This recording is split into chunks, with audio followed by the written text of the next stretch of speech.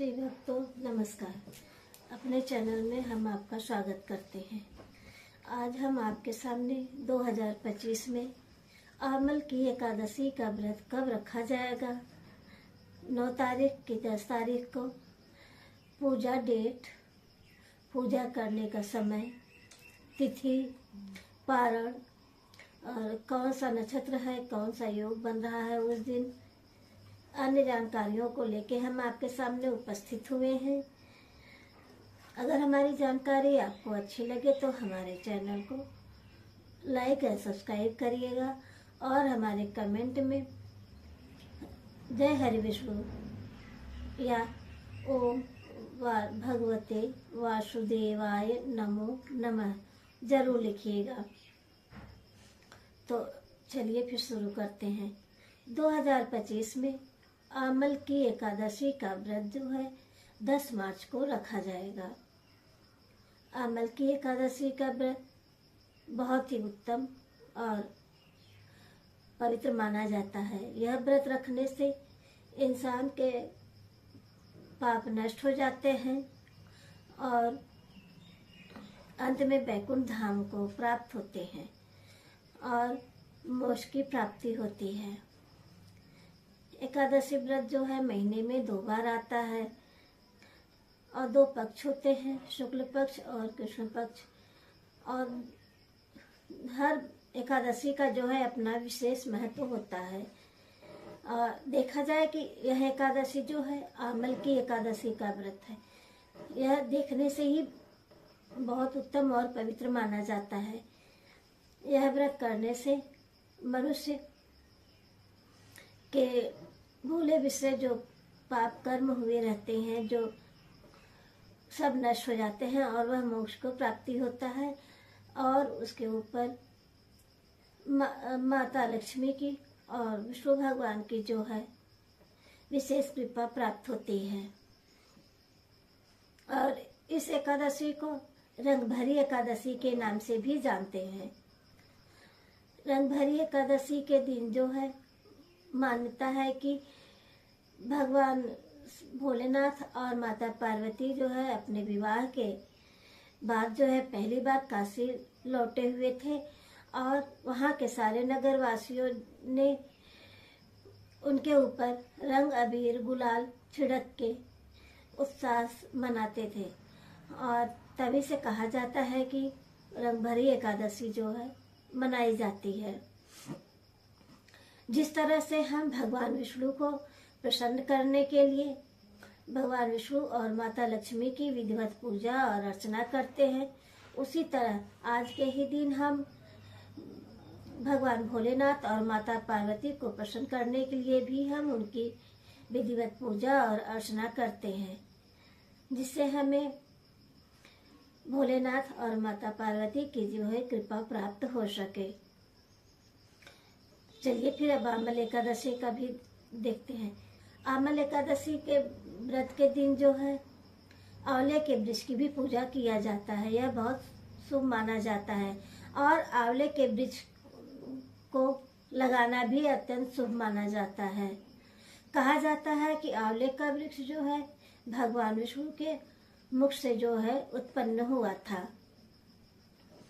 तो जो भी भक्त एकादशी के दिन व्रत रहकर सारे नियम का पालन करते हुए इनकी भगवान विष्णु की पूजा और अर्चना करता है, तो उनके ऊपर सदैव भगवान विष्णु की कृपा दृष्टि बनी रहती है और उनका आशीर्वाद मिलता है और उनके सारे पाप नष्ट हो जाते हैं और उन्हें मोक्ष की प्राप्ति होती है और उनके घर में सुख शांति समृद्धि बनी रहती है और धन धान्य की पूर्णता भरा रहता है। तो आमल की एकादशी का व्रत बहुत हर सदस्य को रखना चाहिए। एकादशी का व्रत हर मनुष्य को रखने से हर मनुष्य के पाप जो है सारे नष्ट हो जाते हैं और वह मोक्ष को प्राप्ति होता है। और एकादशी के दिन इंसान को अन्य जो है चावल नहीं खाना चाहिए और जो भी भक्त अगर व्रत नहीं है वो भी उस दिन अन्न का सेवन यानी चावल का सेवन जो है नहीं करना चाहिए। चलिए फिर अब देख लेते हैं तिथि कब से शुरू हो रही है, कब समाप्त हो रहा है। तो आमल की एकादशी की तिथि जो है शुरुआत हो रही है 9 मार्च सुबह 7:45 से, और एकादशी का समापन हो रहा है 10 मार्च सुबह 7:44 पे। तो हिंदू धर्म में उदया तिथि का बहुत खास महत्व माना जाता है, इसलिए उदया तिथि के अनुसार एकादशी का व्रत जो है हम 10 मार्च को रखेंगे। तो चलिए हम महत्व भी देख लेते हैं। एकादशी का व्रत जो है हिंदू धर्म में बहुत महत्व माना जाता है। हिंदू धर्म में सैकड़ों या से जितना पुण्य जो है हमें गायों का दान करने से, सैकड़ों तीर्थ व्रत करने से, गोदान करने से जितना भी हमें पुण्य फल प्राप्त होता है, उतना ही हमें यह आमल एकादशी का व्रत करने से ही उतना ही फल जो है हमें प्राप्त होता है कि यह एकादशी का व्रत करने से। और जो है मोक्ष की प्राप्ति होती है, पाप का नष्ट हो जाता है और जीवन में सुख शांति और समृद्धि बनी रहती है। तो जो भक्त यह व्रत करता है उन्हें वह नियम का पालन करता है और उस दिन भगवान विष्णु की पूजा और अर्चना करता है। और साथ में भगवान विष्णु की पूजा करने के साथ साथ माता लक्ष्मी की भी पूजा करना चाहिए और उनकी भी कृपा दृष्टि प्राप्त करना चाहिए। और यह व्रत करने से यह भी होता है कि मनुष्य के जो भी कार्य रुके रहते हैं, जो भी कारोबार रुके रहते हैं, उनके कारोबार में सफलता प्राप्त होता है। जो भी कार्य वह करते हैं उनकी कार्य में आसानी से जो है सफल हो जाता है। तो चलिए अब देख लेते हैं पूजा विधि। एकादशी के दिन सुबह उठकर स्नान इत्यादि सारे क्रियाकलाप से निवृत्त होकर साफ सफाई करके, पूजा घर की साफ सफाई करके पूजा घर में गंगा जल का छिड़काव करें और उसके बाद जो है अलग से चौकी लगाएं, भगवान विष्णु और माता लक्ष्मी की प्रतिमा को स्थापित करें और साथ में एक कलश का स्थापना करें।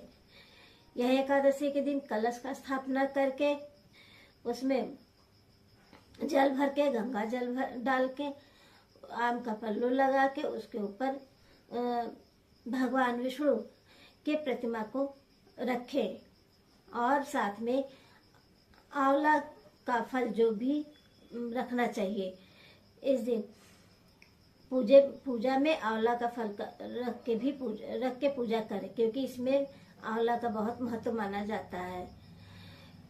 उसके बाद उन्हें पीले फूल, पीले फल, धूप, दीप, घी का दीपक जलाएं इस दिन। और यह सब करके उनके चालीसा का पाठ करें और आरती करें, दक्षिणा चढ़ाएं और माता लक्ष्मी को श्रृंगार का सामान अर्पित करें। और उसके बाद आचमन करें। सब करके जो है पूजा पाठ संपन्न करके अंत में क्षमा याचना करें। आवाहनम न जानामि विसर्जनम, पूजा चैवम न जानामि क्षम्यताम परमेश्वरी। यह कह के क्षमा याचना करके उसके बाद जो है अपने पूजा को समाप्त करें और जो फल उन्हें चढ़ाए हैं और उन्हें चरणामृत भी चढ़ाएं, पंजीरी चढ़ाएं। उनके भोग में तुलसी दल अवश्य चढ़ाएं। बिना तुलसी दल के भगवान विष्णु अपने भोग को स्वीकार नहीं करते। तो सब कुछ करके अंत में प्रसाद को अपने परिवारजनों में वितरण करें। उसके बाद जो है कि फिर अपना फल फलहारी करें। और इसी तरह भगवान शिव की भी पूजा आराधना करनी चाहिए। इस दिन उन भगवान भोलेनाथ और माता पार्वती की भी विधिवत पूजा और अर्चना करना चाहिए। उनका चालीसा करना चाहिए और माता पार्वती को श्रृंगार का सामान अर्पित करना चाहिए। उनकी भी आज के दिन विशेष महत्व होता है और उनकी भी कृपा प्राप्त होती है। उनके मंत्रों का जाप करना चाहिए, भगवान विष्णु और भगवान भोलेनाथ की। उसके बाद जो है फिर हम अपने पूजा को संपन्न करके घर में प्रसाद का वितरण करें और फिर फल फलहारी जो है ग्रहण करें। और चलिए अभी देखते हैं पूजा करने का समय। अमल एकादशी की पूजा करने का समय जो है प्रातः 5:13 से 6:25 तक। इसी समय के अनुसार जो है हमें पूजा पाठ करना चाहिए। और विजय मुहूर्त है दोपहर 2:30 से 3:18 तक। संध्या काल समय है शाम 5:32 से 7:44 तक। अमृत काल समय है दोपहर 3:35 से शाम 5:20 तक। रवि योग है शाम 6:25 से रात्रि 10:38 तक। अनिश्चित काल है रात्रि 12:04 से 12:52 तक। ये सब मुहूर्त है, सब इस समय पे पूजा करना चाहिए। और इस दिन जो है योग बन रहा है सर्वार्थ सिद्धि योग और शोभन योग और पुष्प नक्षत्र योग। तो सर्वार्थ सिद्धि योग इस दिन सुबह 6:36 से शुरू होगा और पूरे दिन रहेगा। और शोभन योग जो है सुबह से लेकर 1:58 तक रहेगा। इस शुभ योग में भगवान विष्णु और भगवान भोलेनाथ की पूजा करना चाहिए। हमें इन शुभ समय में पूजा करने से विशेष फल की प्राप्ति होती है, शुभ फलों की प्राप्ति होती है हमें।